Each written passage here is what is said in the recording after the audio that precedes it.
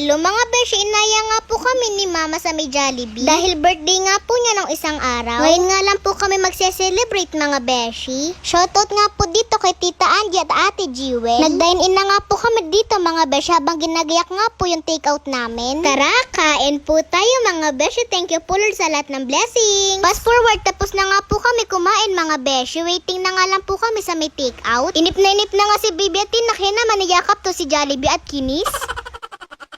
Kompleto na nga po yung order namin, kaya naman umuwi na nga po kami. Baka kasi matunaw pa yung Sunday mga beshi. Kung napapansin nyo nga po medyo marami, papamigay po kasi namin to sa mga bata sa amin. Pag uwi nga po namin sabay, inayos ko na nga po mga beshi. Tapos pinapila ko na nga rin po yung mga bata at mga kalaro ko sa may vlog. Mga pinsan ko nga din po itong lahat na bata mga beshi. Meron nga dumating na blessing sa beshi nyo, kaya naman shinare namin sa kanila.